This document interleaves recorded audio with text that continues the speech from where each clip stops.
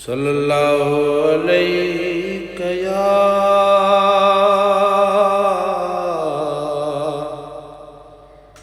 या रसूल अल्लाह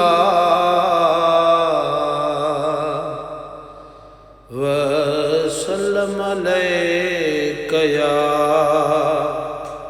हबीब अल्लाह।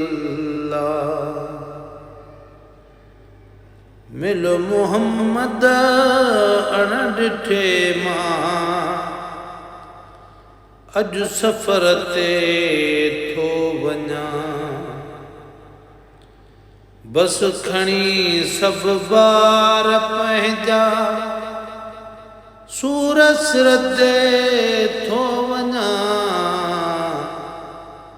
मिल मुहम्मद अण ॾिठे मां अॼु सफ़र ते थो वञां। केरु मूं सां अॻ भरो थिए मिट छॾे ही ॼाण मोटिया।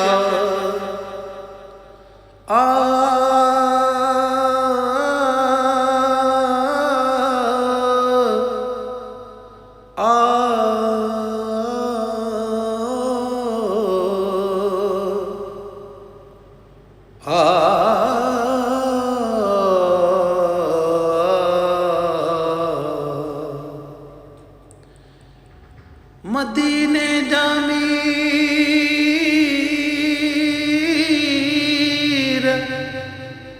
सुन असांजा सजड़ा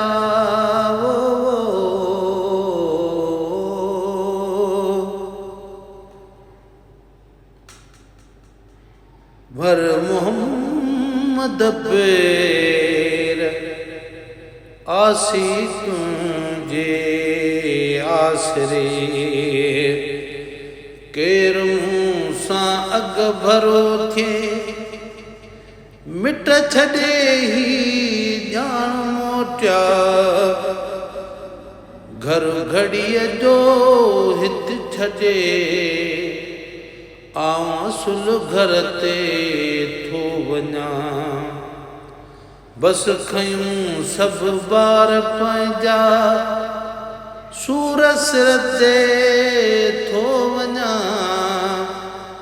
मिल मुहम्मद अण ॾिठे मां अॼु सफ़र ते थो वञां।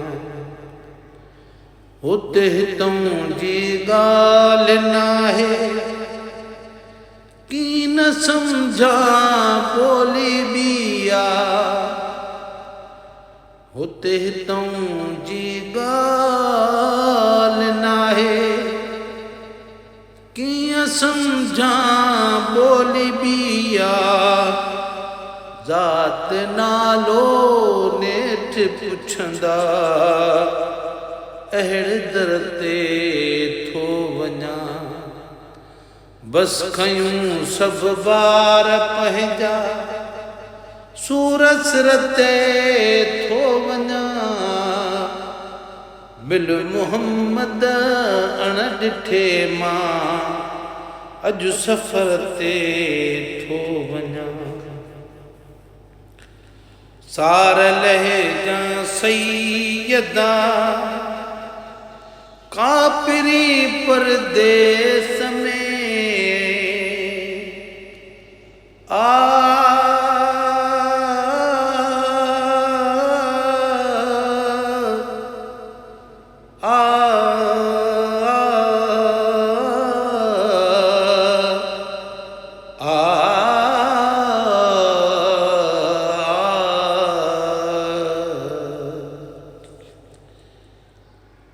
असां तुझे आसरे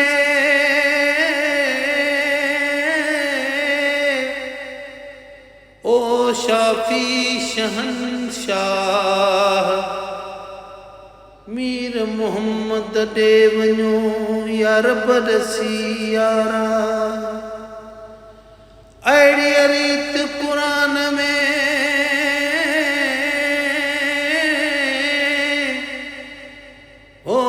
लिखी आयत पाण अल्लाह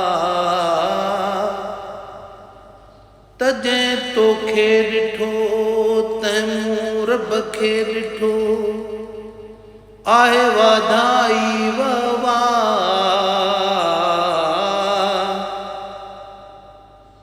ग़ुलाम नबी अरमान जो के थिया गुमराह व्या निकिरी दिल जाला जिन की न मञो क़ुर्आन खे सार ले जा सैयदा कापिरी परदेस में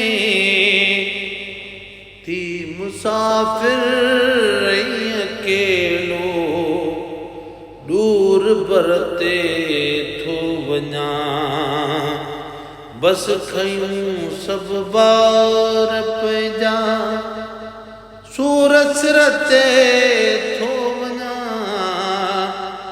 मिल मुहम्मद ॾिठे मां अॼु सफ़र ते थो वञा आई मुश्किल के रुटारे बस तो बिना या नबी आई मुश्किल के रुटारे तो बिना या नबी को बि कोन्हे साणु संगती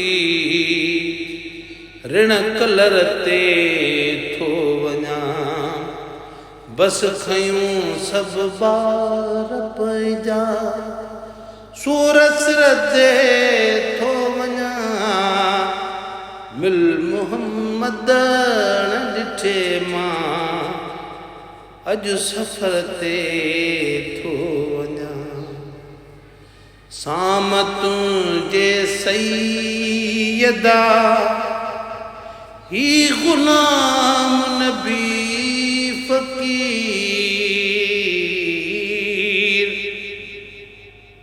सामतूं जे सैयदा